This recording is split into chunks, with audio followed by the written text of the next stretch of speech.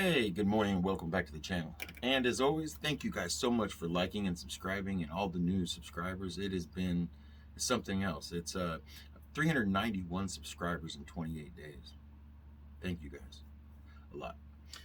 So today we're going to talk clone saws and the longevity of them, okay?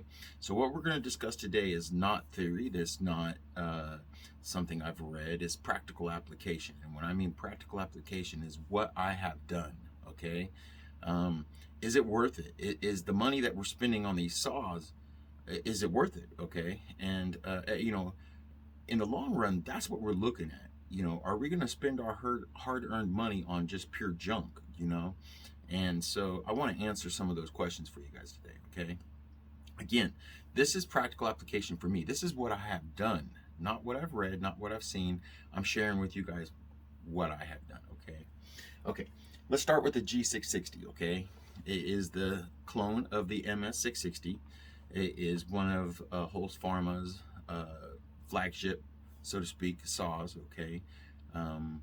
They sell a lot of them. It's probably one of the ones that most people are interested, okay? The second coming in would probably be the 372 Husqvarna clone, okay? And let's talk about first the G660, okay? This one is a perfect representing, hard for me to say, easy for me to say, huh? Representing the clone, okay? So this one I have owned for a little over almost 2 years, okay? And it started out life stock as a 92cc, of course, and I probably have milled somewhere in the neighborhood of 70 maybe to 100 trees with it, lots of lumber, okay? The issues that I've had of it so far, okay? None, okay? I just haven't. I didn't have a single issue out of the saw, okay? Is there people out there that have? Absolutely, man. I'm sure there has been. Let's compare it to its apples for apples, okay? So the Stihl MS660 is not without faults, okay? They've had several recalls. The 460 has had lots of recalls. The MS461, MS461 had kinked line issues and leaking fuel line issues that they had to recall forestry to the a point of, I believe it was like 200,000 units, and am I ragging on Stihl? Absolutely not. Manufacturing is not without its faults, period. I don't care what country you're in. The engineering that goes into Stihls are phenomenal, absolutely phenomenal, and is one of the reasons why Holzfforma would clone these saws, because the engineering is great. Hemi did something that was phenomenal. It had more horsepower per cubic inch, and it was an industry wow back in the day, okay? So Stihl is kind of in that kind of category as far as they're able to produce more horsepower than than their competitor, okay? So it's no wonder why Holzfforma would choose these units to reproduce, or Husqvarna, okay? So I haven't had any issues with this 660. I have seen Holzfformas personally come in that had issues. Intake boot coming from the carburetor, of course, to the cylinder, leaking due to high heat. Of course, we see this a lot. If you're going to mill, you're going to have boot issues, okay? I'm currently trying to develop an idea in how to protect that, okay? But we'll visit that here in a minute. So with this particular 660, I had no issues, and I have processed a ton of trees, okay? The next one I want to point out, this one, okay? This one is, his name is Shrimpy. He is a 372 Holzfforma clone, okay? I have owned this one for, almost 3 years or better, okay? 4 years? Almost 4 years, okay? It has processed more trees than I can really know, okay? A lot. It's probably my most milled machine for sure. I used on the mill, my Norwood PM14, the most, okay? When I'm saying I'm milling, I'm not milling with a Alaskan mill that will outlast it it will. An Alaskan mill will beat you up, guys. For those of you that have ran it, you understand. You're giggling right now, and you should be. Uh, and I have too.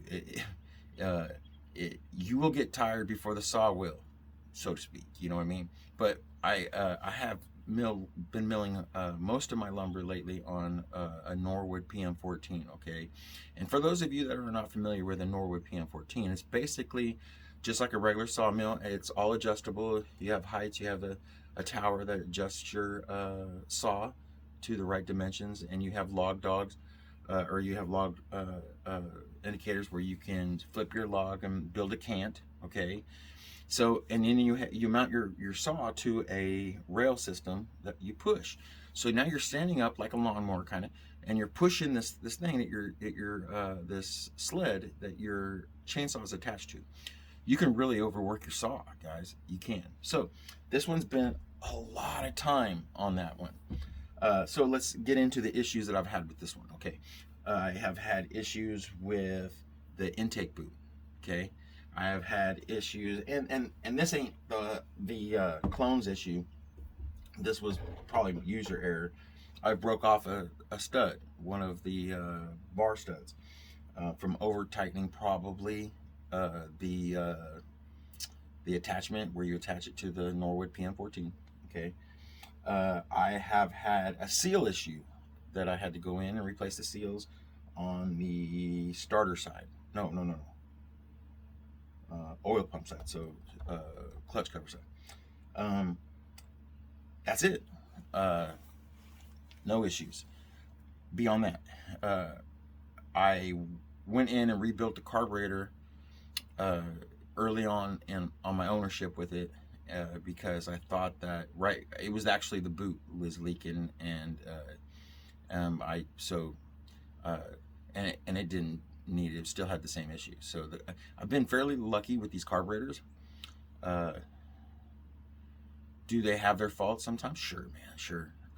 Some of the Holzfforma units, as many of you guys know, come with the wall barrel carburetor, and they're better units.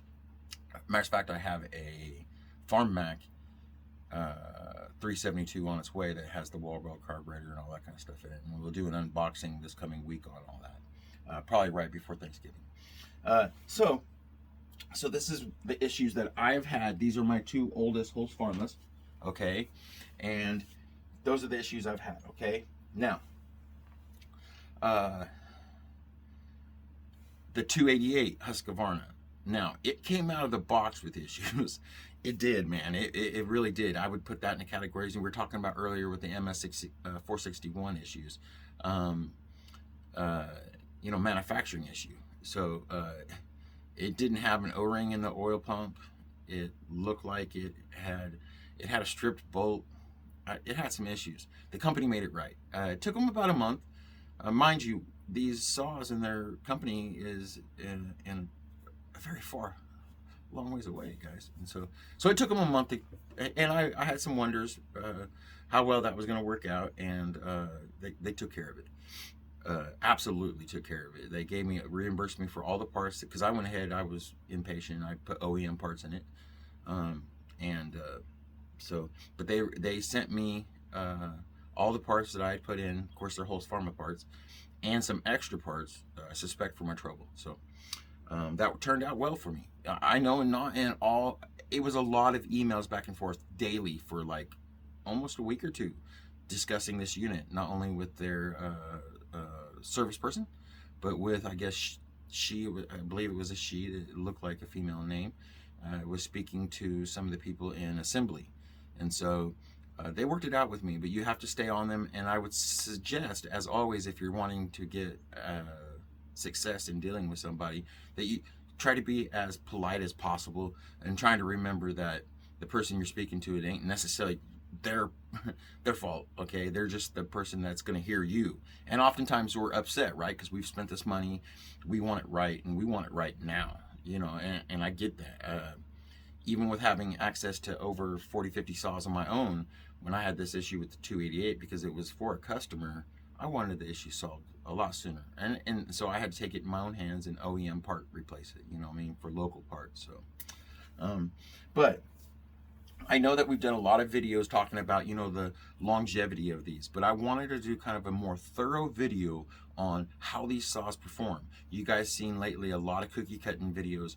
I do the videos for people that want to see cookie cutting, okay? But understand that when I film these cookie cutting videos, I'm really testing saws, okay? I'm out there testing saws.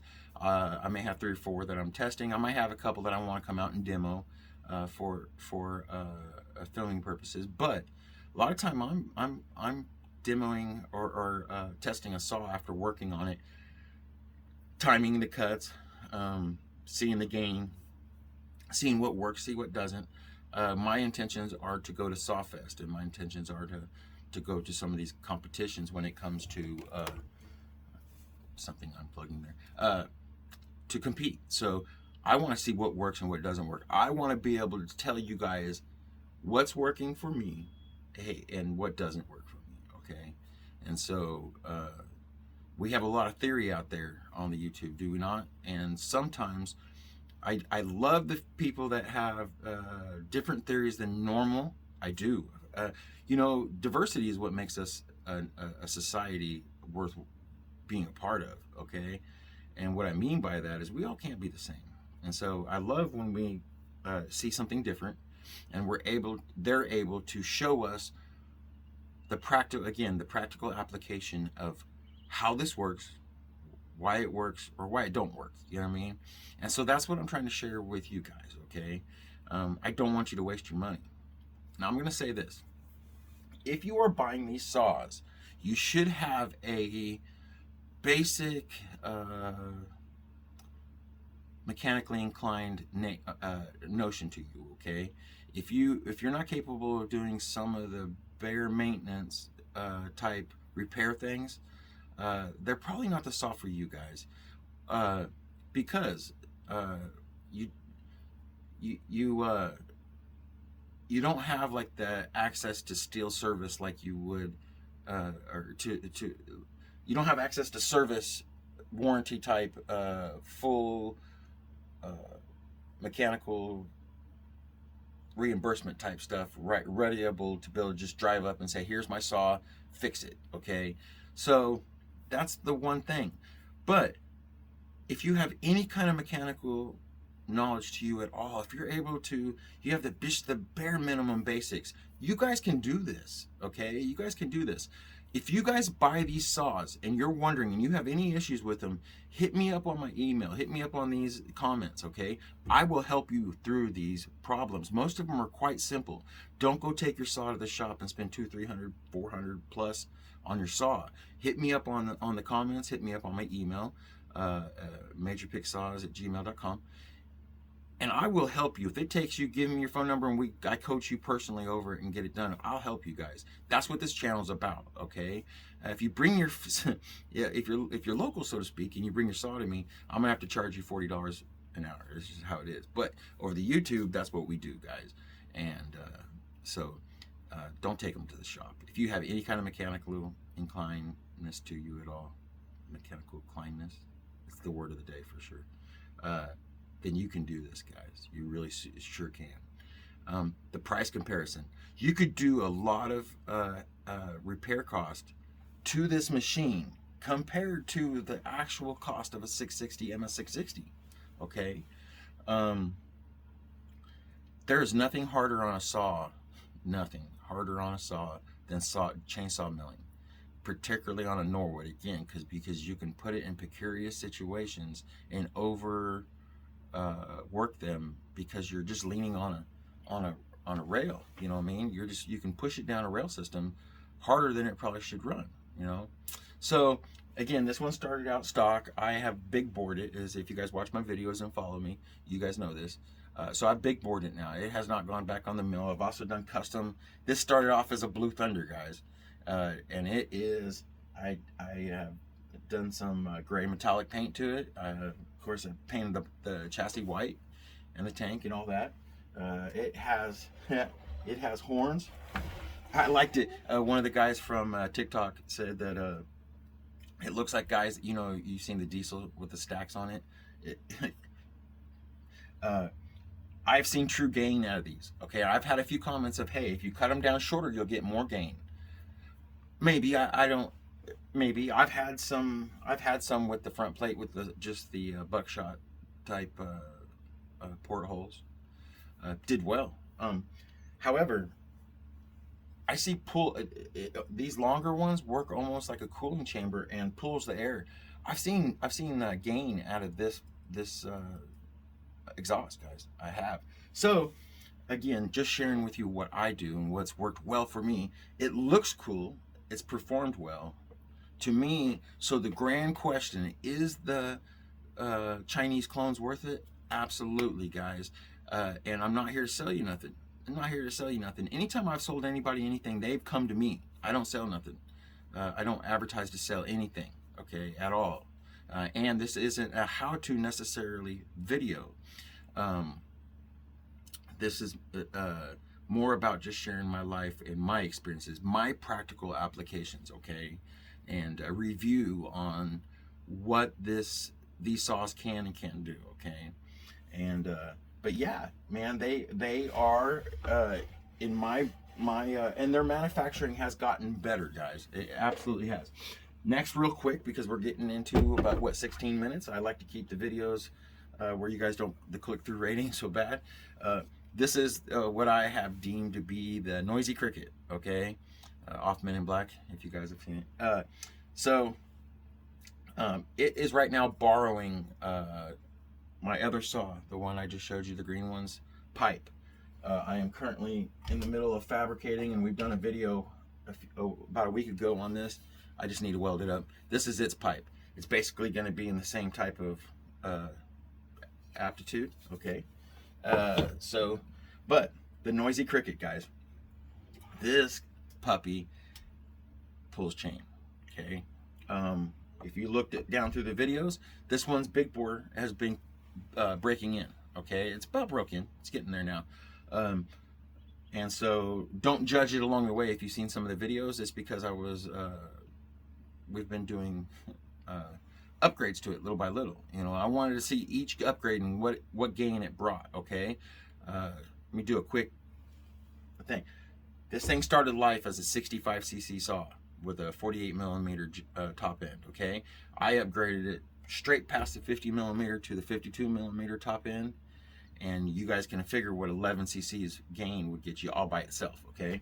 Next thing I did, you've seen just now the muffler's actually going, but this is a mini pipe, okay, and we've done a video on that. You can go back and see it about the pooling, okay. You get some back pressure on the pipe or on the muffler.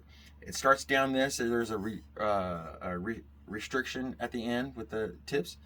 It starts to cool in this little mini pipe. It helps drag pull the air out, okay. This is how it works, okay. You see the rainbow colors on this? If you can see that, that's part of the proof that you're getting great heat cooling area, or cooling your heat down from your exhaust, okay. And so that has worked well for me, okay. Again, practical application. This is what I've done, not what I've read, okay. This is what I've done. This little sucker is a woodchuck, guys. It is a woodchuck, and I'm very proud of this one particularly. It's turned out well. And its predecessor,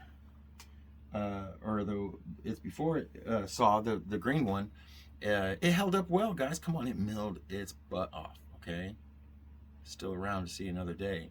I've retired it off the mill, and it's got a big bore kit in it now too as well. And the mill now runs a 288 on it, 87 plus cc saw, okay, with muffler mods just to get the heat out of the machine, okay. We don't want to do too much intake porting when it comes to chainsaw milling, because you don't want to hype up your saw, overheat it. The best part to do for milling is just the exhaust side. My opinion. You can do a little bit of intake, but so back to the grand question: are they worth it? Absolutely, guys. Absolutely. In my opinion. So I appreciate all the new subscribers again, guys. It's overwhelming. I'm at 515, something like that, in my subscribers. That is awesome, guys. It is absolutely awesome, and thank you guys so much, and thank you for commenting, and thank you for your input, and I appreciate it. And to all the other channels that have supported me and have helped me along the way, Too Many to mention.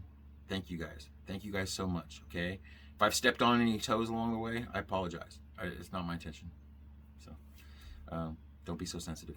So, all right, guys. As always, man, you guys stay safe. See you next time.